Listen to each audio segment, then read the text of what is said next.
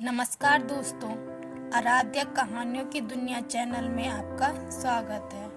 माँ, दिनों दिन आजकल आपके तो खर्चे बढ़ते ही जा रहे हैं। क्या पैसे पेड़ पर उगते हैं कि पेड़ हिलाओ और पैसे बटोर लो? मुझे मेहनत करनी पड़ती है, तब कहीं जाकर पैसा आता है। समझिए आप, रोहित बड़े ही तेज में माँ से कहा जा रहा था। तब उसकी माँ ने कहा, अरे बेटा, मेरी जरूरत तुम्हें खर्च लगने लगे हैं। हम लोगों ने क्या कुछ नहीं किया। कैसे तेरे पापा ने और मैंने दूसरों के खेत जोतने का काम किया ताकि 2 वक्त की रोटी तुझे खिला सकूं। इतना ही नहीं, तेरे पापा ने दूसरे की अनाज वाली बोरी मंडी तक में बेचने ले जाते थे। तुझे पढ़ाने लिखाने की खातिर हम लोग ने खेत खरीदे, जिससे तेरी पढ़ाई में पैसों की वजह से रुकावट न आए। और आज तू मेरे लिए मेरी जरूरतों को फिजूल के खर्चे कह रहा है। मुझे चश्मे की जरूरत है। अगर उसकी डंडी न टूटी होती तो अभी नया बनवाने न कहती। कम से कम उसी की दूसरी डंडी ही लगवा ला। उसकी वजह से ना तो चश्मा लग पा रहा है, ना सिर दर्द दूर हो रहा है। मुझे ऐसा लग रहा है कि चक्कर खाकर कहीं गिर ना जाऊं। मैं संभल संभल कर चल रही हूँ। अच्छा माँ, ठीक है, शाम को लौटते हुए लेता आऊँगा, रोहित ने बेरुखी से कह दिया। अब उसके ऑफिस में फोन लगाकर रमाजी पूछती, रोहित, तू डॉक्टर से मेरा नंबर लगवा दे या उसका फ़ोन नंबर दे दो ताकि सिर दर्द ना हो। मुझे लग रहा है कि दोबारा से टेस्ट करा लूँ। मैं बहुत परेशान हो गई हूँ बेटा। तब उनका बेटा रोहित बहुत उखड़े स्वर में कहता, अरे माँ, क्या ऑफिस में फ़ोन लगाकर परेशान कर रही हो? ये भी नहीं होता कि डायरी में खुद से देख लें, और नहीं तो इतना तो रिद्धिमा को ही बोल देती। पर ये भी नहीं होता। आपको मुझे परेशान करने का बहाना चाहिए, जैसे मुझे परेशान करने में आपको मजा आता है। और बस कुछ नहीं माँ। बेटा सुन तो मेरी पूरी बात। वो पूरी बात ही नहीं कह पाती और वो फोन रख देता। और उनकी बहू से वे कुछ बोले, उनकी कहाँ इतनी मजाल। घर में रोहित ने सिर पर इतना चढ़ा लिया कि उससे रमाजी बात करना ही पसंद नहीं करती। वो तो घर के काम बिन बोले कर देती थी। वो रोहित के मन का हमेशा खाना बनाती, साथ ही उसकी जरूरत से पहले उसके काम कर देती थी। पर रिद्धिमा को क्या, उसे उसके आने से सहूलियत ही थी।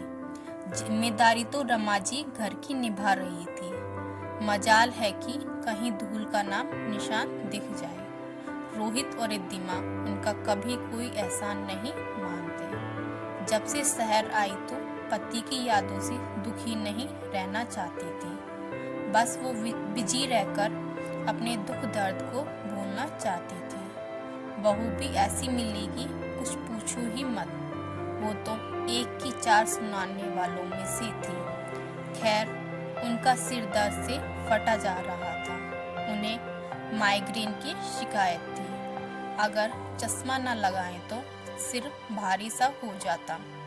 इससे बहू बेटे को क्या, घर मकान तो उनके नाम तो हो चुका था।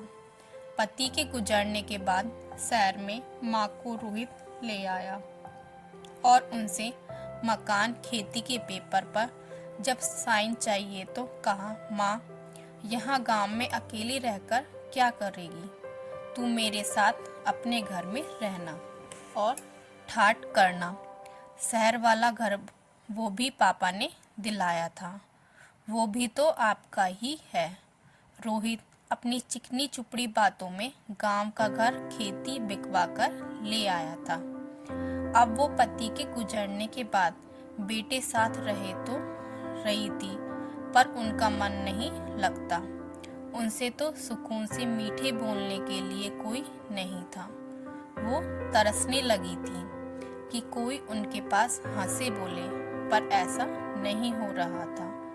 उनसे बहू बराबर का काम कराती, उनके घर के नौकर को देने वाले पैसे भी बच रहे थे।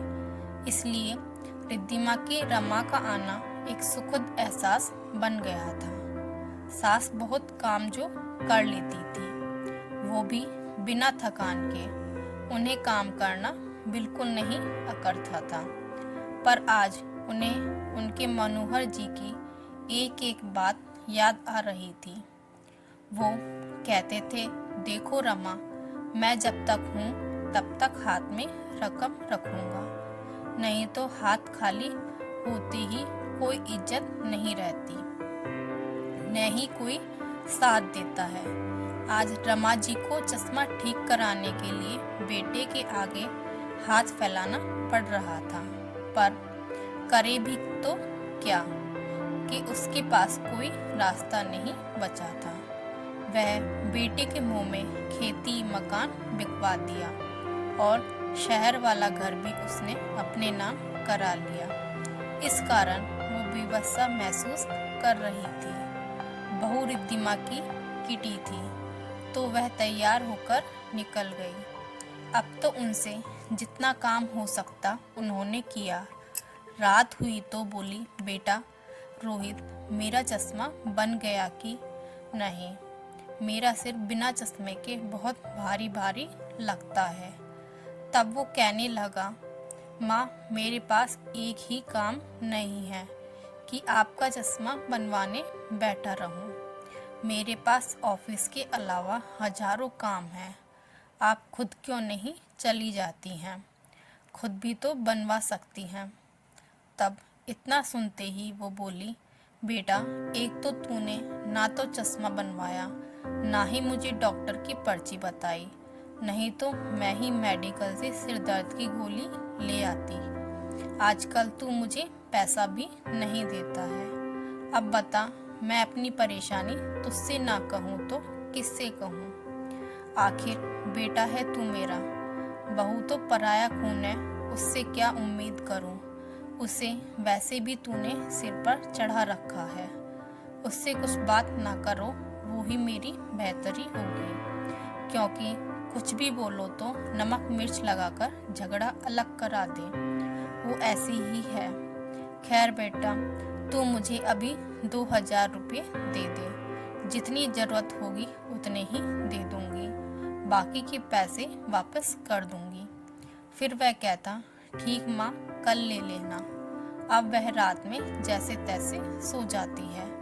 अब सुबह बेटे के ऑफिस जाने के पहले पैसा मांगती है। बेटा बुढ़ाहट के साथ कहता, कहाँ से लिया इस बुढ़िया को? वो सुन लेती है। क्या कहा बेटा? तब वो कहता, माँ कुछ नहीं। माँ तब खाने के टेबल पर रोहित बैठता, तभी उसकी पत्नी बोलती, अजी सुनते हो, क्या हुआ? केरल ट्रिप की टिकट का बुक हो गई थी ना? तैयारी भी हो गई है, हम लोग को कब निकलना है? तब रमा जी कहती, अरे रोहित, तूने बताया नहीं कि तुम लोग कहीं घूमने जा रहे हो, घर में मेड भी नहीं है। माँ तुमसे पीछा छूटे इसलिए जा रहे हैं। इतना सुनकर वो, अरे बेटा कैसी बातें कर रहा है, मैं तेरी माँ हूँ। तब बहू भी कहती, माँ जी आप तो हम पर बोझ बन गई हैं, क्या आपकी वजह से घूमना फिरना ही छोड़ दें?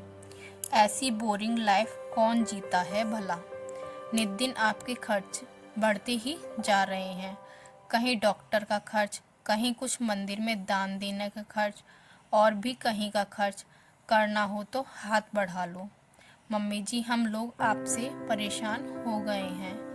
इतनी बात सुनकर वो भी कहाँ शांत रहने वाली थी। उन्होंने भी कहा, मेरे खर्चे तुम्हें दिखते हैं? क्या घूमने जाओगे तो क्या पैसा नहीं लगेगा? वहाँ तुम लोग पैसा पानी की तरह बहा दोगे तो कुछ नहीं, क्या वहाँ खर्चा नहीं होगा? तब उसने कहा, माँ मैं इस घर का मालिक हूँ, मैं जैसे चाहूँ खर्चा करूँ, इससे आपको क्या। तब उनकी आंखों से झरझर कर आंसू बहने लगते हैं। वो भावुक होकर कहती हैं, बेटा तूने आज जो बात कही मुझे दिल तक छलनी कर गई। जब गांव का घर और खेती बिकवानी थी तब तो तेरा दूसरा ही रूप था। मैंने सोचा ना था तू भी ऐसे रंग बदलेगा, पर उन्हें अपनी माँ की कहाँ परवाह थी। खैर वो दोनों उन्हें अकेला छोड़कर निकल जाती हैं। ना तो उनका चश्मा बनता है, ना ही दवा लाकर रोहित रखता है, बस पैसे देकर चला जाता है। तब पड़ोस से सुरेश चाबी देने आता है तो उसकी पत्नी मायके से आने वाली होती है, तो ये सोचकर देना चाहता है कि मेरी पत्नी परेशान ना हो। मेन डोर की चाबी एक ही है, इसलिए तभी वो पड़ोस में रोहित के यहाँ चाबी देने आता है। जैसे ही डोर की बेल बजाता है तभी रमा दरवाज़ा खोलती है। उसी समय वो कुछ बोल ही नहीं पाती है कि चक्कर खाकर गिरने वाली ही होती है। वह उन्हें संभालता है, उनके चेहरे पर पानी मारकर सोफे पर बैठाता है और फ़ोन करके वह अपने दोस्त से दवाई मंगवा कर देता है। थोड़ी देर बाद उनसे पूछता, आंटी जी आपकी ऐसी हालत कैसे हो गई। तब वो दुखी होकर कहती, मेरे बेटा मेरी एक ना सुनता है। मेरे बेटे ने गांव का घर और खेती बेच दी और ये मकान में मेरे से अपने नाम करा लिया। अब इसमें मेरा हिस्सा नहीं है, तो मैं क्या करूं। तब सुरेश ने कहा, आंटी जी आप चिंता ना करें, मैं पेशे से वकील हूं। आप चाहें तो अपना घर वापस ले सकती हैं। ये नया कानून बना है कि बेटा यदि बूढ़े माँ बाप की देखभाल ना करे और दुर्व्यवहार करे तो आप मानसिक प्रताड़ना का केस लगा सकती हैं और आप अपना घर अपने नाम पर वापस ले सकती हैं। अब उन्हें सुरेश की बात समझ आ जाती है। इस तरह वो रोहित के खिलाफ केस लगा देती हैं और सुरेश उनका चश्मा भी बनवा कर देता है। इस तरह कानूनी प्रक्रिया होने में थोड़ा बहुत समय लगता है। अब रोहित और उसकी पत्नी वापस लौटते हैं तो माँ को कमजोर और दुखी न पाकर बहुत आश्चर्यचकित रह जाते हैं। उन्हें लगता है कि उनकी माँ दुखियारी होकर बिस्तर पर पड़ी मिलेगी, पर कुछ समय बाद अब कोर्ट से नोटिस के पेपर आते हैं तो वह बेटे को देते हुए कहती, रोहित ये लो कोर्ट से तुम्हारे लिए नोटिस है कि मकान मेरे नाम कर दो, क्योंकि मैंने केस तुम पर फाइल किया है। अब तुम मेरा घर खाली कर दो, इस घर को मेरे नाम कर दो, क्योंकि नए नियम अनुसार जो बच्चे बूढ़े माँ बाप के साथ दुर्व्यवहार करें, उनका खर्च वहन न करें, तब माँ बाप अपना घर वापस ले सकते हैं। इतने में वह एकदम चिल्लाते हुए कहता, ये कैसे हो सकता है। जो घर आपके नाम पर था वो तो मैंने अपना नाम करा लिया है, नामांकन में तो मेरा नाम है। उसकी बातें सुनकर वो कहती, ये नोटिस आया है, उसको पढ़कर जवाब देकर खाली कर देना। 1 सप्ताह का समय है, सोच लो कहाँ और कैसे रहोगे। अब आटे दाल का भाव पता चल जाएगा। तब रोहित ने कहा, माँ ये आप कैसे कर सकती हैं, आखिर मैं आपका बेटा हूँ, खून हूँ, कोई माँ ऐसे कैसे कर सकती है। तब उन्होंने कहा, तुम अपनी करनी भूल गए, जैसी करनी वैसी भरनी होती है। तुमने मेरे साथ क्या क्या नहीं किया, मुझे एक एक पैसे का मोहताज बना दिया। इतने में वह कहने लगा, माँ आपका अकेले कैसे काम चलेगा, हम भी देख लेंगे। माँ देखना, एक दिन आपको भी मेरी ही जरूरत पड़ेगी। उसकी माँ रमाजी कहती, ऐसे औलाद से बे औलाद होना ही अच्छा है। अगर मैंने तेरे पापा की बात मानी होती तो ये दिन ना देखना पड़ता। उनका मानना था कि जब तक हाथ में पैसा है तब तक दुनिया में तुम्हारी पूछ है। मैं ही उनकी बात को ना समझ पाई और तेरी मीठी मीठी बातों में आ गई। यदि तेरी ना सुनती कितना अच्छा होता। मुझे तेरे आगे मिन्नतें तो ना करनी पड़ती। इसलिए अब मैं समझ गई हूँ कि दूध का जला छाछ को भी फूंक फूंक कर पीता है। अब मैं तेरी बातों में नहीं आने वाली। समझे रोहित, बहुत हुआ रोना धोना। बस घर खाली करो, वरना मैं पुलिस में शिकायत कर दूंगी। लगाते रहना कोर्ट के चक्कर। अब रमाजी के अंदर आत्मविश्वास आ गया था।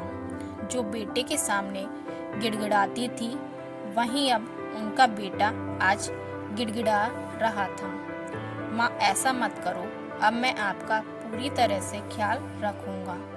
पर उनके ऊपर कोई असर ना हुआ। बेटे बहू को निकाल दिया। इस तरह उन्हें अपना घर वापस मिल गया और बेटे को घर खाली कर जाना पड़ा। इस बार रमाजी धोखा खाकर मुंह के बल गिरना नहीं चाहती थी। अब वह सम्मान और आत्मविश्वास के साथ अपने मकान मालकिन की तरह रहने लगी। आधा मकान किराए से देने के कारण उन्हें आर्थिक परेशानियां नहीं हुई।